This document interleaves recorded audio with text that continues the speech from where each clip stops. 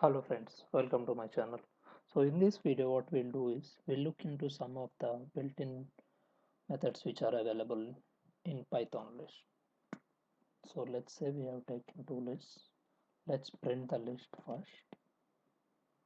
Let's say I wanted to print y.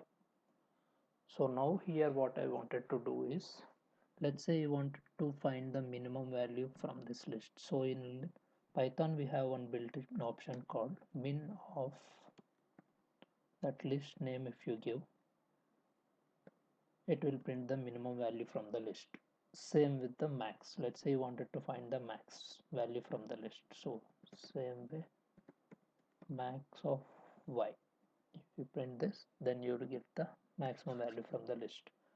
Let's say you wanted to find the length of the list. In that case, you can directly give len of our list name for which you wanted to find the length. So in this case, I wanted to find the length for y. So this is the length of y. Let's say I wanted to find the length for x. So this is how, if you give length of that particular list name, it will give the length of that particular list. So these are the three things which are available. Let's quickly recap. First one is like to find the min is to find the minimum value of the list.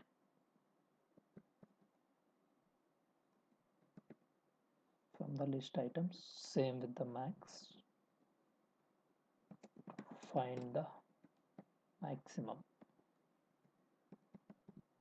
And this one is like it will give the how many items which are present inside the list.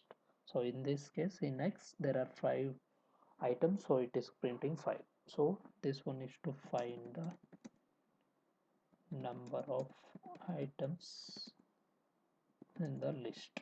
So this is all guys, thanks for watching. Let's meet in the next video.